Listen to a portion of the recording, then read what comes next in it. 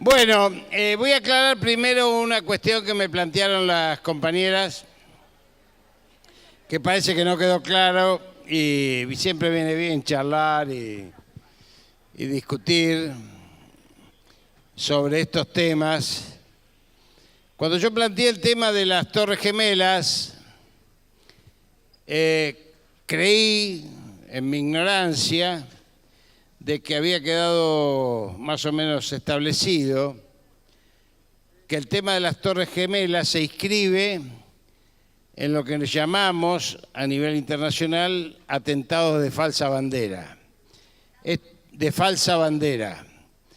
En el caso de las Torres Gemelas está demostrado que las torres caen por una implosión, dije implosión, pero no quedó ahí, no pasó desapercibido, que se produce en el subsuelo de las torres. Por eso caen las torres. Las torres no caen por los aviones, era imposible que caigan por los aviones. Y también es verdad de que en el Pentágono no impacta ningún avión, impacta un misil. Y también es verdad que el edificio de al lado de las Torres Gemelas también implosiona al mismo tiempo, donde estaban todos los archivos de todas las compañías, más o menos como Iron Maiden acá. Así que esto después se repite en el mundo, con los atentados de falsa bandera fundamentalmente en Francia, que permiten justamente sacar esas leyes que limitan las libertades individuales. Esto, digo, es un combo que está muy bien explicado en un libro ya viejo, porque tiene algunos años, que se llama La teoría del caos, de Naomi Klein, que lo pueden leer, y donde explica cómo los sectores más duros, conservadores, de las finanzas mundiales y de los partidos republicanos en Estados Unidos, intentan crear procesos de caos porque en la crisis, que como ustedes saben, la palabra crisis tiene dos acepciones, es peligro y oportunidad, la usan muy bien, digamos, el poder, y en ese peligro y oportunidad es donde pueden exigir a los pueblos medidas como las que nos están exigiendo hoy en la Argentina, o pretenden exigir. Entonces, no podía plantearse de que el gobierno anterior en la Argentina fue maravilloso, no podía plantearse de que había dejado una economía equilibrada, no podía plantearse que más o menos el país estaba funcionando, que faltaban muchas cosas, como siempre faltan cuando hay un proceso de transformación profunda, sino que había que emplear una crisis controlada, casi una implosión, pero en este caso desde el punto de vista simbólico, desde el punto de vista de la ocupación del espacio simbólico, a través de los medios de comunicación y fundamentalmente por la presión de los organismos internacionales. Pero dijimos, explicado esto, y los que quieran profundizar pueden leerlo en la red Voltaire, lo pueden leer y ver en ACNUR, pueden seguir las noticias por Russia Today, pueden seguir a Pierre Tizan en Francia, pueden seguir incluso el canal socialdemócrata europeo, que tiene bastante información, porque lo único que no tiene información son los noticieros argentinos. Todo lo demás tiene información. Usted se va a cualquier canal y tiene información. Sí, dos cosas sobre la cuestión palestina. Se mencionaron libros hoy, ¿no? Me parece. Pero, y bueno, y si no, si quieren algo más directo, así, Shlomo Sand se llama la persona, con S empieza. Shlomo Sand, S-A-N-D es el apellido, es un profesor de historia de la Universidad de Tel Aviv, es insospechable antijudío, digamos, pero hace una descripción de la situación muy buena. En cuanto a lo que planteaba Jorge, que después en algún punto lo vamos a ver, esto del caos, esto está planteado, digamos, hay cosas que, hay gente que trasciende su época. De la guerra, de von Clausewitz, él explica de qué manera, von Clausewitz era un teórico de la guerra, sin embargo, era un teórico político, digamos, no era un tipo que decía hay que poner tantos soldados acá, sino cómo se gana una guerra. Él decía cómo se instala una situación de dominación y que un pueblo la acepte. Es decir, que el enemigo acepte que yo lo domine, que nuestro país o quien ataca lo domine. La respuesta, dice, es bastante sencilla. Hay que crearle una situación en la cual la dominación nuestra le provoque menos problemas que la situación que le hemos creado. No sé si se entiende. Es decir, llevarlo a un límite tal de agresión, de imposibilidad de sobrevivir, que haga que el pueblo acepte la dominación como el mal menor, digamos. Esto tiene que ver con lo que planteaba Jorge recién, en el sentido, esto del caos tiene que ver, digamos, con, fíjense que acá en la Argentina se hizo, y con esto lo dejo, pero me parece que vale como ejemplo, es decir, se aumenta el dólar, la inflación, se crea una situación en la cual ya después de eso lo que se le dice a la población, bueno, si aguantamos viene el segundo semestre, que después va a ser el cuarto, el quinto, etcétera, pero es un trabajo sistemático, ¿no? Es decir, después vamos a ver cómo labura el imperio en ese sentido, ¿no? Ese es realmente un planteo casi evangélico religioso, porque la mejor vida está después que te morías, así que... Bueno, en realidad yo quería retomar el tema chino, si les parece bien, porque en medio de este mundo multipolar, del cual nosotros estábamos encadenados a través del UNASUR, pero fundamentalmente navegando a través del BRICS, que como ustedes saben es Brasil, Rusia, India, China y Sudáfrica, e India, ¿no? Por supuesto. Esto obviamente es lo que estaba dando una emergencia del mundo multipolar hacia una posición de equilibrio muy llamativa en la disputa del mundo. Pero en medio de todo esto, como decíamos, viene la crisis de Lehman Brothers, que es la crisis de los fondos internacionales, supranacionales, la llamada crisis de las hipotecas, y los chinos, que vienen planificando su desarrollo insisto, con 14 planes quinquenales, y esto lo quiero explicar bien para el que quiera profundizar un poco. Hoy el chino es el segundo idioma estudiado en la Argentina, digo para que sepan. Los chinos, en el 14º Congreso Chino, el Congreso chino se compone de 9.800 congresales, tiene un Consejo Ejecutivo de 234, un consejo más chico de 38, y así se eligen toda la zona del país por elecciones. En ese 14º Congreso los chinos deciden, fíjense ustedes, lo que es la planificación estratégica, adelantar los planes del 2027 al 2014. ¿Por qué deciden adelantar los planes? Porque ellas tenían planificado para el 2027 la irrupción del yuan como moneda de intercambio. Y lo tenían pensado a través de la creación de un banco, que es el Banco Asiático de Infraestructura e Inversión, que entonces deciden crearlo en el 2014 frente a la crisis europea, fundamentalmente. Al caerse el euro, al fragmentarse Europa, al venir el Brexit, todo este proceso va llevando al convencimiento de que era el momento de, por un lado, empezar a pensar en la moneda propia, y además volver a pensar en el oro como respaldo y en el petróleo como respaldo de esa moneda circulante. Ustedes saben que las monedas son una fantasía, ¿sí? Alguien nos dice que vale 100 y vale 100 porque alguien dijo que vale 100, pero el respaldo, el dólar hoy sabemos que está su base monetaria, para los economistas, después se lo puede explicar Vudú cuando venga, el M1 está 4 veces por encima de la emisión, digamos, ¿no? Es decir, el M1 está cuadruplicado a nivel internacional. Estados Unidos no sufre la inflación porque la sufrimos todos los demás países que tenemos nuestras reservas en dólar, ¿sí? Esto es un dato significativo. Los chinos, viendo este panorama, además de cerrar el acuerdo con Rusia, ponen en marcha el Banco Asiático de Infraestructura e Inversión.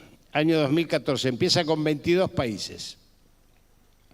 22 países que son fundamentalmente los países de Asia, Asia lejana, el sudeste asiático, donde todas las minorías en los países del sudeste asiático son chinas desde hace 30 años. Minorías dominantes desde el punto de vista económico. Todas tienen minorías dominantes por la economía. Esto está explicado en un libro que es el libro de Amy Chua, una ex funcionaria del Banco Mundial. Amy Chua se llama, un descendiente de China, que se llama El mundo en llamas. Y que también tiene que ver con la explicación que da otro libro, pero este de un inglés, Lester Turov, que en el año 2000 escribe un libro que se llama La guerra del siglo XXI, donde dice que Estados Unidos ha perdido todas sus capacidades, excepto la militar. Y elabora una frase muy linda, Lester Turov. Dice, el ejército norteamericano algún día se va a ver como el ejército romano en Bizancio.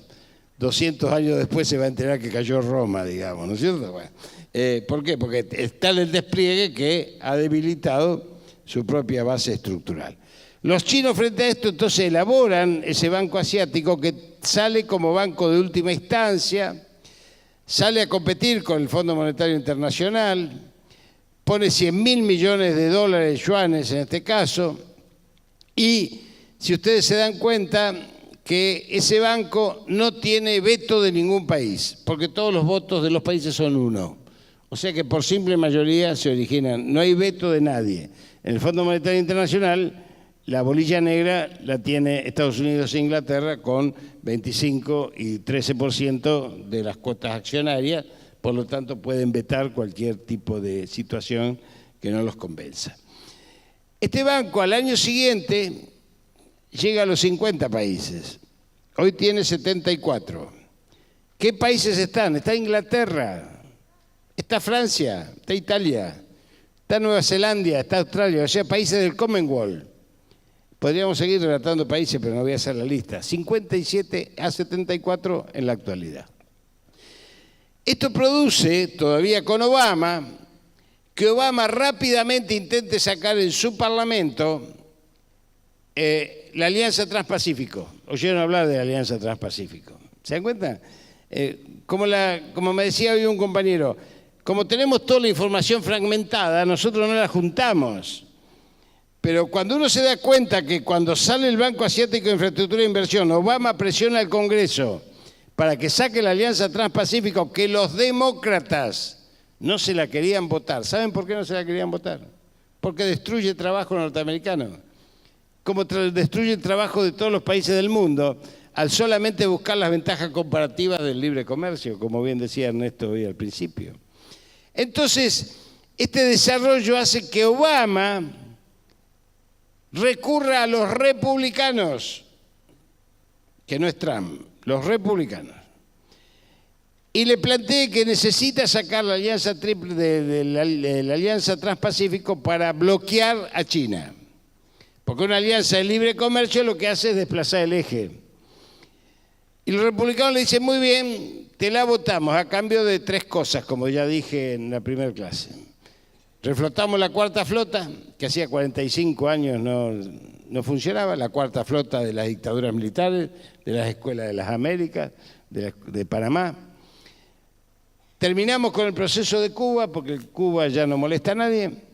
Terminamos con la guerra de la FARC, porque nos impide la operación de la DEA y pone en peligro nuestras 7 bases militares, porque en realidad el proceso que más daño económico nos causó en América, mientras estábamos ocupados en esto que describimos antes, son los populismos de América Latina. El mayor daño producido, un solo dato, cuando vino la crisis del 2001, nuestro comercio internacional dependía en un 61% de Estados Unidos en Europa. Cuando se fue Cristina, el último año de Cristina, el comercio internacional con Estados Unidos y Europa no llegaba al 28%. O ¿Por qué? Porque el mundo multipolar había abierto nuevos mercados, nuevas posibilidades para nuestros productos, habíamos diversificado la economía, estábamos avanzando por otros rubros.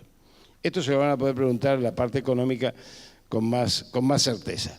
Entonces, esto es lo que produce que China empiece a emerger y el 18 de enero de este año el yuan se convierte en moneda de intercambio aceptada junto con el marco suizo, con el euro y el dólar.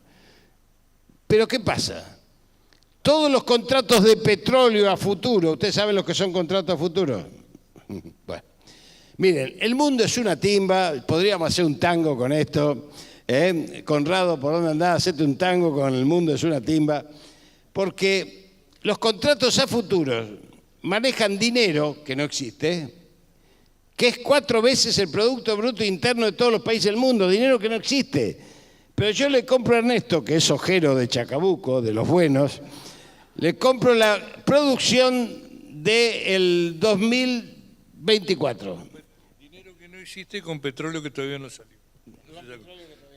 Con petróleo que todavía. Entonces le digo, mirá, Ernesto, yo te compro, pongámosle un precio a la soja del 2024. $500, 4.000 yuanes. No te voy a dar, que son $300 hoy, no me jodas. Bueno, pero el mundo se maneja así, contratos a futuro, porque los tipos en vez de comprar acciones, compran bienes intangibles, tangibles, bienes de materias primas que van a ser siempre necesarios en el mundo. Tanto es así que se produce una diversificación económica, porque la soja, que todo el mundo cree que los chinos comen soja, no, la soja alimenta a los animales, la soja alimenta a los chanchos, que después los chinos se comen los chanchos, se comen los corderos. O sea que el ciclo productivo varía a partir incluso de la irrupción de estos sistemas tan perversos de timba, donde empiezan a producir también la ampliación de fronteras sojeras, el calentamiento de la tierra y obviamente la desertización de la tierra, porque la semilla transgénica sabemos el impacto que tiene sobre la salud, que le costó la vida a nuestro compañero Andrés Carrasco, el médico que más investigó la soja. Digo, le costó la vida porque se murió, pero por mala sangre en serio. Ustedes saben que Andrés Carrasco investigaba el tema de la soja, y perdonen que me desvíe, pero vale la pena, y publicaba en la revista más importante del mundo en Alemania, y cuando publicó 3 artículos en contra de la soja, Monsanto fue y le compró la revista. Se acabó la revista, se acabó, Carrasco no escribió más. O sea que el sistema de cerco de Monsanto, uno de los principales aportantes a la Organización Mundial de la Salud, sépanlo, hoy es Bayer, Monsanto es Bayer, la compró Bayer en 45.000 millones de dólares, para que tengan idea de lo que estamos. Y la semilla transgénica no solamente nos trae el glifosato, sino que también nos trae la modificación genética del bombardeo nuclear que tiene la semilla y que contamina las napas. Todo esto sucede a vista nuestra, y por eso las pequeñas victorias como la de Gualeguaychú, y perdonen que me achique tanto, la semana pasada declarando el cese de la soja en las 230.000 hectáreas de Gualeguaychú, me parece que merece un aplauso de todos nosotros para el Consejo Deliberante. En esto están los chinos, pero los chinos, además de meter el yuan, han desarrollado, como les expliqué la otra vez, un sistema de islas artificiales en el mar de la China, que es por donde pasa el 70% del comercio mundial. 70% del comercio mundial pasa por ahí. Esas islas no las quería reconocer Estados Unidos, y cuando asumió Trump dijo, esas islas no las vamos a reconocer, y el canciller chino le dijo, se ve que no sabe nada de guerra nuclear. Digo, suavecito los chinos para decir las cosas, rápidamente recogieron el barrilete. Hoy las Chinas, las islas, que tienen 60 kilómetros de algunas de ellas, tienen mar territorial y dominan perfectamente el mar de la China, de tal manera que Japón está pidiendo entrar al Banco Asiático de Infraestructura e Inversión. Esto fortalece las dos hipótesis de conflicto que tiene Estados Unidos a futuro. Tiene dos hipótesis de conflicto. ¿Se acuerdan lo que son las hipótesis de conflicto? Se lo dije al principio hoy. Hoy son impensables, porque nadie se las va a decir, pero mañana pueden ser reales. Por eso son hipótesis de conflicto. Una es la alianza ruso-alemana. Acuérdense de quién abastece de gas y petróleo a Europa. Si alguno de ustedes estuvo en Alemania sabrán cómo se retiritan de frío, por no decir otra cosa. Bombardeo a Siria. ¿Y quién no participó del bombardeo a Siria? Y la otra alianza que teme Estados Unidos como hipótesis de conflicto es la alianza chino-japonesa, que lo alejaría definitivamente del Asia profunda. Esto hace que Estados Unidos también vea con preocupación que China ha colocado 100.000 millones de yuanes en las dos rutas de la seda. Hay un mapa ahí. Lautaro, hacele caso a Ernesto, que está enojado. La ruta de la seda tiene dos vías, la vía marítima y la vía ferroviaria. En 4 años, si lo molesta así, ya se joden. No, bueno, pero no importa. En 4 años, espera que me... Mario, salí de ahí. Espera que... No sé dónde puse el pichuflo este. No encuentro. ¿Lo tengo? Acá está. En 4 años, corrémelo para la derecha, cosa que nunca tendría que decir yo, pero... De China, la ruta de la seda va por Afganistán, ¿no es cierto, Ernesto? Va por Afganistán, bájamelo. Acá está China, Manchuria. Sí, no me grite que me hace sentir como en mi casa. Manchuria, viene por acá, pasa por Irán, llega al Mar Muerto, pasa al Mediterráneo, o pasa por acá.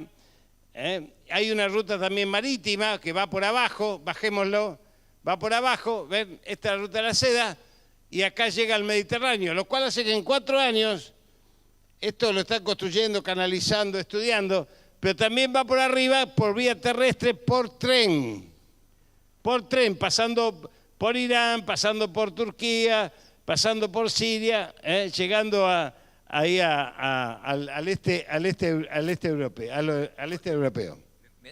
Sí, para una noticia de último momento. Se aprobó la ruta que va a ir, una ruta que va a ir desde Teherán, acá en Irán, pasando por Irak y por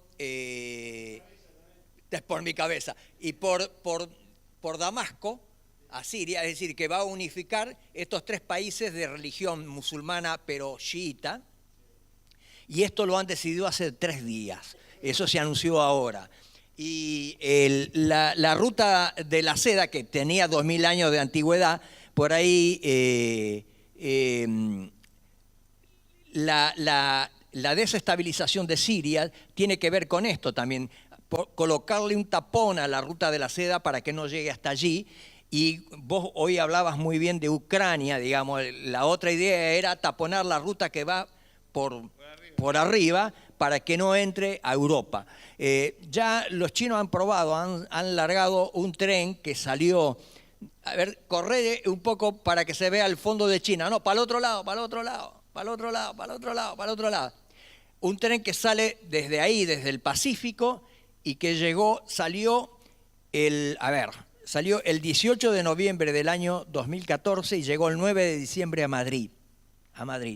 Es decir, un mes casi tardó. Pero hay otros trenes que inclusive llegan a Londres. La idea es trasladar todas las mercaderías en tren. ¿Por qué?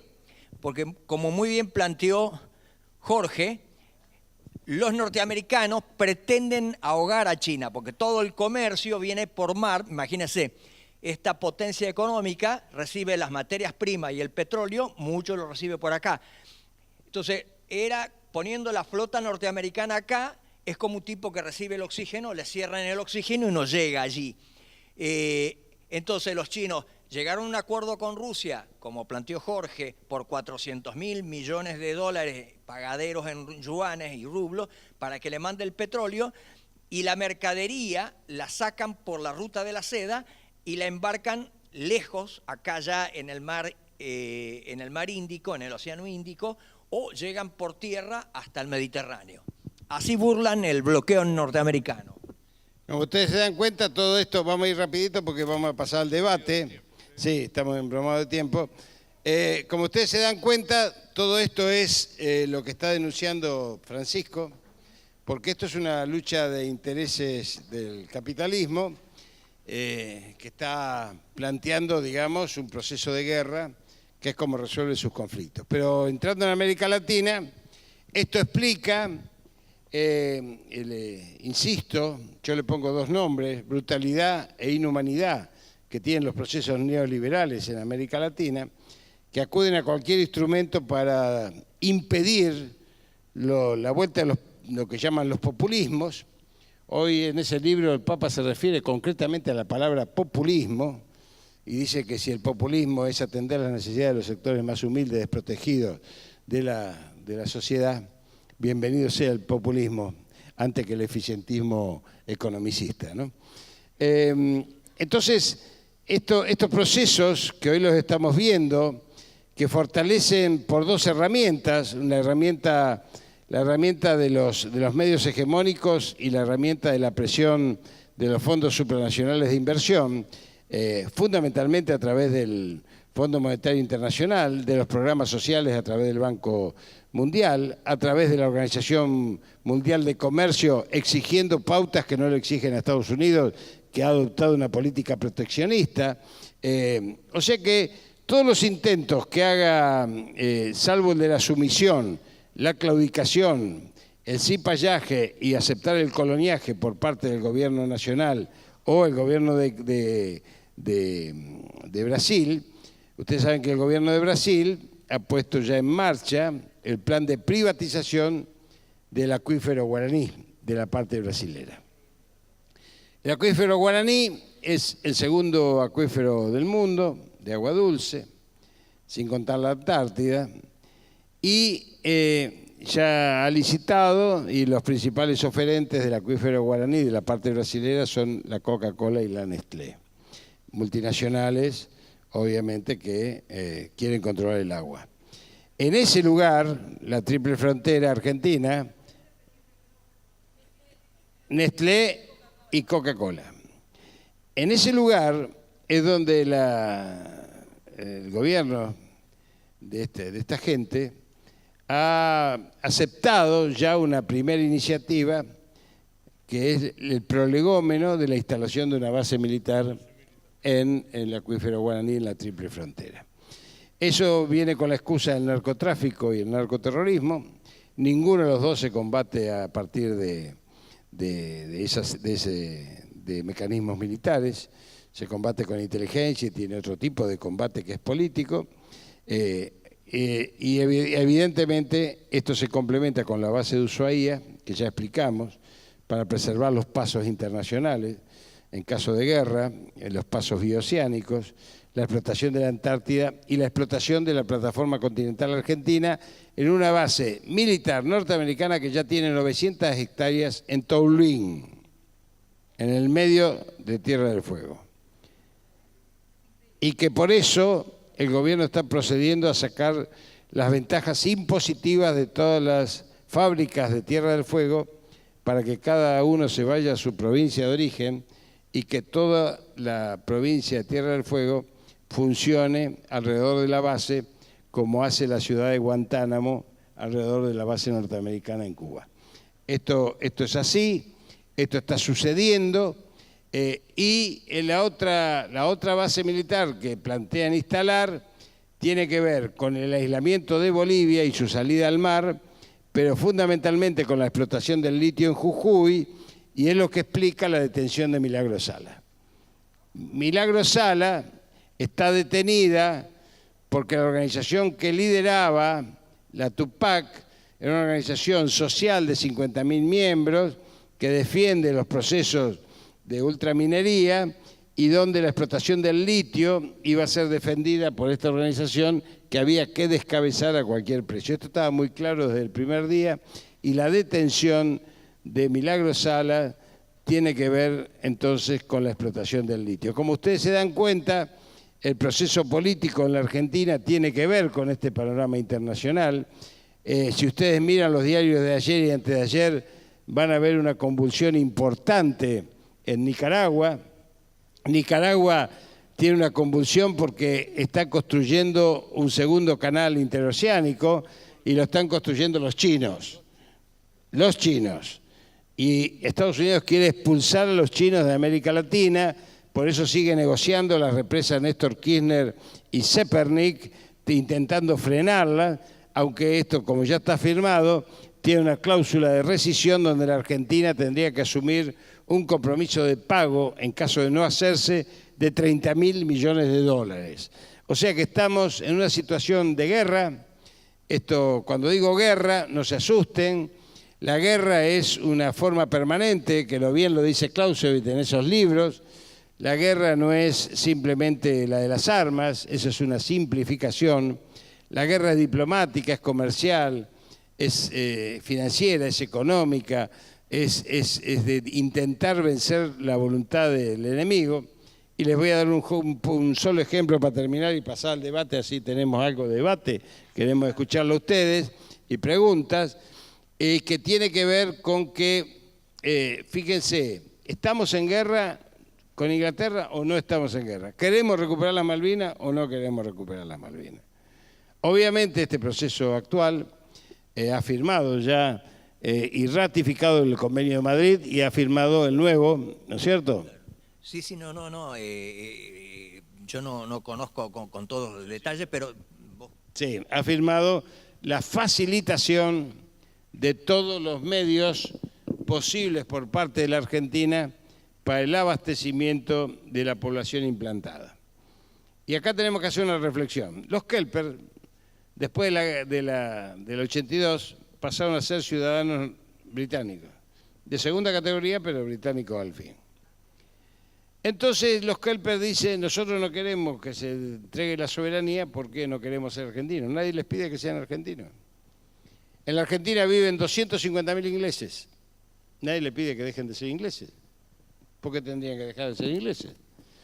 Sin embargo, este gobierno reconoce, como han dicho algunos de sus exponentes, la palabra de la población implantada. Hablan de autodeterminación. No quería llegar tan lejos porque me da un poquito de escozor. Pero en realidad, si nosotros creemos que la soberanía de las Malvinas debe recuperarse, al revés de lo que se está haciendo, tendríamos que apretar en una guerra comercial, en una guerra diplomática.